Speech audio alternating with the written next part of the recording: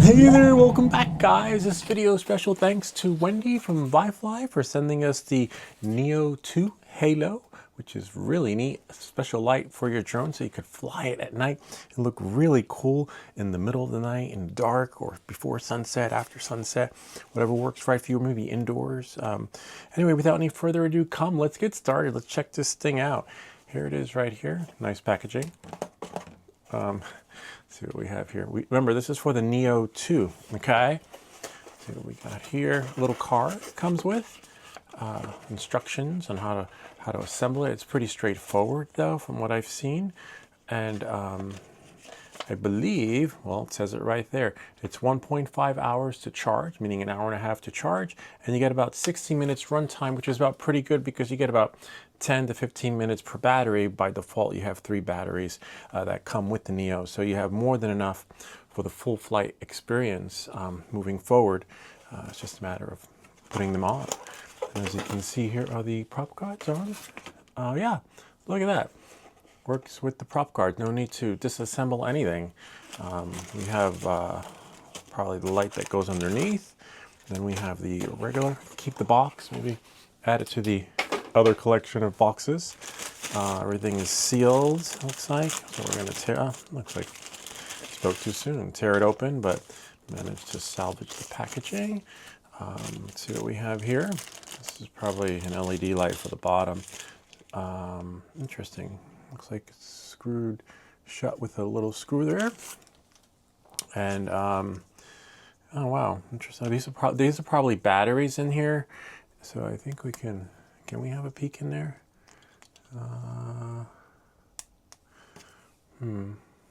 Pretty sure they open. I just want to have a peek inside of here, see what kind of battery is in there. Oh wow, it looks like it's 3D printed nicely.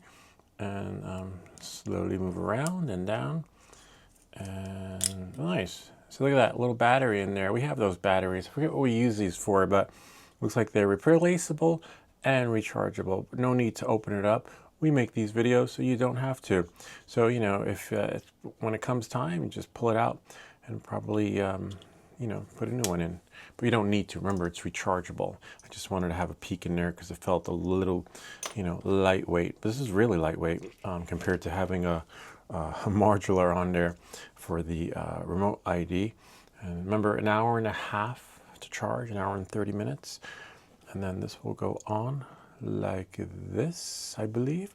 Just make sure that you have them on their correct corresponding setup. See, there's like a little flat part that goes on the top and then right here.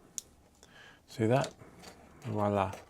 Really easy. And then to turn it on, I believe this is the back. See the back end? Actually, we'll turn it on once it's on the drone so you can get a full feel / gist of everything. And I believe this goes here like that. See how that, wow, really well thought out. And then this one goes, wow, much easier to put on than the other ones. Look at that. As easy as 1, 2, 3. It feels like it works as an additional bumper guard for those newbies that, you know, are afraid to crash. Well, they thought about that.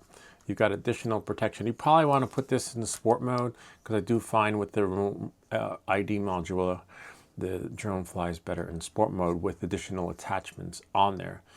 Knowing that and moving forward, this should be able to go on there. Everything is sort of like elasticy, like it just bends out a little bit, which is nice. And you want to hear everything pop into place. And then this shouldn't interfere with anything, I believe. Let's see if we can somehow see, like squeeze that in. See, you just push it in from underneath. Wow, they really thought about that. And then you push it down, in case you're wondering how that was. Like, wait, how'd you do that? See, we slid it down, push it, see, on the edge to edge, and then it slides on the teeth that are on there. And then voila. Wow, this is really nice. And then to turn it on, there's an on-off switch. Let's see. Before we turn it on, make sure everything is up to par. See how that part is a little bit up? We want that in. Make sure you seat it correctly all the way around so the aerodynamics just work the way they're supposed to. And now, well, it's much lighter compared to the remote ID module. Hold it down. See, we turn it on, and we have different settings. We have steady. Let's see, we'll start from a reset. This is steady, and then next should be flash. Oh, this one changes the color. We'll start with green then, okay? So then if we double tap, we have flashing. Double tap, we have, I believe that's flashing. Next would be breathing. See, it's like pulsating. And then we have 1, 2. We have guiding. And then we have scanning. And then next one will be rainbow, which means it's going to go through all the colors. Ideally, I probably want this one in flight. And then last but least, remember you have 7, dazzling. What's dazzling? Oh, dazzling's pretty cool. It's like the Care Bear stare. And then it goes back, double tap again. And now we're back to normal mode. And then you can change the colors by pressing it once. So pressing it once changes the color. Find the color. This seems to match that. That seems to match that. So it looks like we found our color. So find your color that speaks out to you. And then we can double tap for that experience again. Remember, you have steady, double tap. See? Now we have flashing, breathing, and then we have, after breathing comes guiding. I like this one. Kind of reminds me of Maximilian from the Black Hole, Walt Disney's old movie. And then we have, next one should be scanning, or maybe scanning. Nah, the other one. Rainbow. So you can sort through the colors, and dazzling. Rainbow just means, it's kind of weird because 6 is rainbow and 7 is dazzling. I think it should be the other way around, because when we double tap, that seems like that's rainbow if you ask me. But instead 7 is called dazzling according to the cheat sheet we have right here. Like, wow, how does he know? I don't know. It's right there. Thanks to Wendy. Thank you, Wendy, for sending us that cheat sheet. But maybe you know, I honestly, but this is just great for those of you who want to fly at night. And like, I wouldn't do this one at night because then people are like, oh, that's a drone.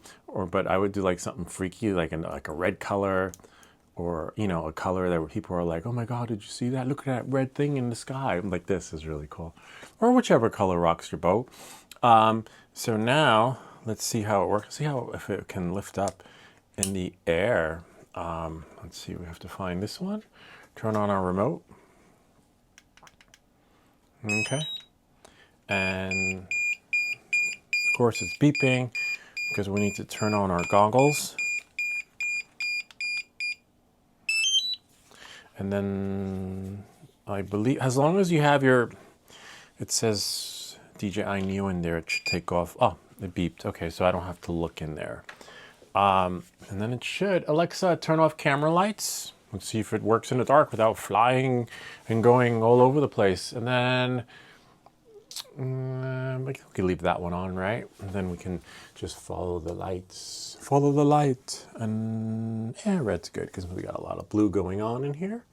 And then hopefully, in the perfect world, this baby should fly in the dark. Let me just move the chair out of the way so we can catch it. This one you can catch, like you can redirect. Let's see what we got. But oh, to turn it on, I would probably recommend giving it the guidance light that it needs. So that would mean turning on the light under there. Alexa, turn on camera lights, because I forget where the button is. There's a button right here.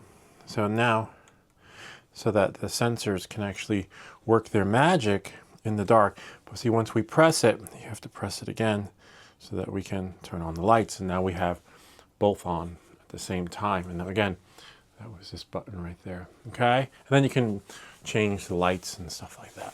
Alexa, turn off camera lights. Okay. And now, in the perfect world,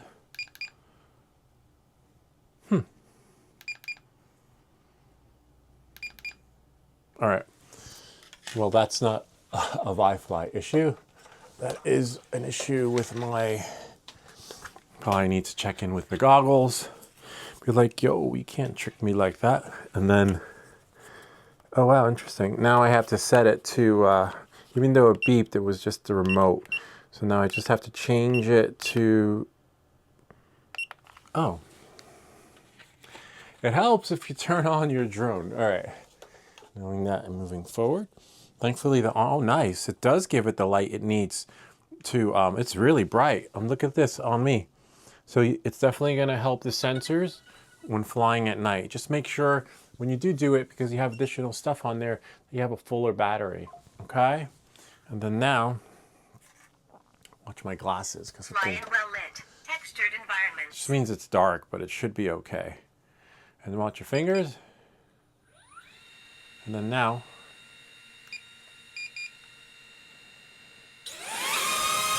nice. Alexa, turn off blue lights. See, it has all the necessary lights that it needs, which is just phenomenal. So now I can turn it around. This is great. They really thought about it this time. Fly in well lit, textured environments. A little loud, but you have full control of the drone. And thanks to the additional light at the bottom, that's helping the obstacle avoidance sensor under there so that it knows you're flying in the light, which is really well thought of. So you can have fun confidently without the drone drifting, because as you can see, it doesn't drift because it has that here. But just know that when the battery does die, it is going to be lights out, and the drone most likely will do like it did with the Avata. When we were flying it at night, it just seems to go its own way. But they really thought of that, which is phenomenal. Let's charge the battery and see how it goes in the night outside. Come. Okay, we have the light set to pulsate. I just want to hit record on my goggles so that you guys can see everything, and then we're just going to do a sync. 1, 2, 3. You can look at the colors and be like, oh my god, that's so cool. Now you can say, I want that color. I want to see what happens if I go into settings, safety, and obstacle avoidance. I put it off. Hopefully that turns off the beeping. See that? Hopefully, right? And then we can just have a nice flight around the house, hopefully. These are the colors. I'll set this in a second. And then now, if I back out, and then I can start it. We got 28 Mbps, but once the drone motor start, it's gonna go to 60. If it doesn't, just change your frequency or channel. Okay, so let's see. Double tap, and then hold it down to start. Press and hold. We got 97% battery. Oh, nice. Obstacle avoidance. We turned off that beep. And now we can fly around and down without that beep, beep, beep, beep, beep, beep, beep, beep. Too bad you can't leave obstacle avoidance on, right? And then have it still work at the same time. But as you can see, know your surrounding, because we have a lot of stuff in the area, like shovels and igloos and things like that. Ambient light too weak. So where I'm standing, I'm gonna have to move so I can get a better view and we can actually see the lights of VIFLY. Really nice. Check it out. See? And there's a light underneath, which actually helps it with the experience so that it could actually fly better in the dark. So that's really cool. And we'll bring it down. Okay. See that? Pick a color, any color. So it can definitely be seen from far away. Really nice. And there it is down there. As you can see. Full flight, full command. Wow, this is really nice. Look, now we have lights out. Now we have the full experience, except we're not going to be able to see everything, because the lower we are, the better it is. The higher we are, not so great. But in a well-lit area like the town, you can definitely get the full gist of things. Look at that, it just is illuminating me. So now, let's see if we go up a little bit. Make sure you have, if signal was lost. See, it's a little bit tricky because of the trees. That's the tricky part. So we can fly over this way, an area where, you know, whoa, watch the trash can. So if you know, I don't recommend flying somewhere at night you have not flown during the day. Hopefully these lights stay on, but as you can see, it illuminates a lot, which is just phenomenal. And watch out for branches because there aren't any leaves on the trees, so that kind of hinders the experience where your depth and perception might go off. Like I thought I was on the path, but apparently not. I'm still on the grass, and like there's like a little path here that we sometimes fly during the day, but this night light underneath helps with the illumination process so that you can have a better experience at night while flying your DJI Neo 2. Kind of neat, huh? And then we'll bring it back in. You probably want to be in sport mode, especially with the remote ID on there and all the extra lights. Look at that, it's like a little runway for the airplane. Watch your battery because sport mode would be ideal. And so as you can see, I knew where all that stuff is, but if someone knew, they definitely would have crashed into it. See, ambient light too weak, but as you can see, it is phenomenal. You choose a color. We got many colors to choose from, and it's just pulsating, cycling through those colors so that you can figure out which one is right for you. And again, that light underneath is what's making the magic happen so that we can continue to go into the night. We'll fly around. We're at 62%. Let me just adjust my goggles. Okay. Again, to turn off that beeping, just, turn off obstacle avoidance, but we should be okay. Moving forward, watch your battery. Kind of neat, huh? Gotta love it. Amazing. They really took it up a notch and brought things up to the next level and thought about, the light needed underneath there so that you can fly outside in the dark like you would. A drone that you built doesn't have those sensors underneath, but you can fly anytime, day or night, because it just wants to fly, whereas this is given that additional support needed so it can fly. Anyway, that's pretty much it. There's a link to this in the description down below, and if you have any comments or questions, feel free to leave them down below. Anyway, I hope this video helped you. Remember to like and subscribe, and we'll see you all next time.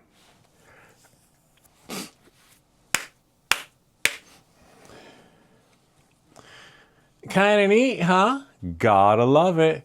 Well, still, I couldn't tell if the lights were still on. Anyway, kind of neat, huh? Gotta love it.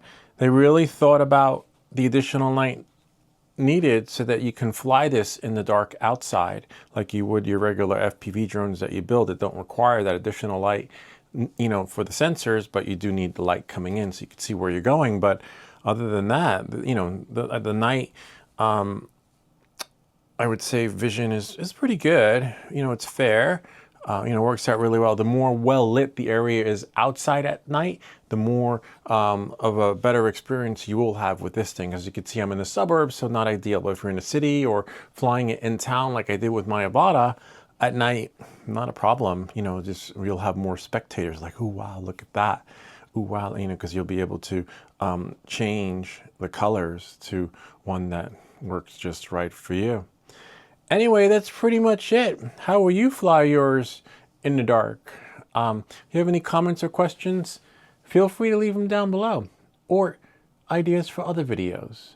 Remember to like and subscribe, and we'll see you all next time.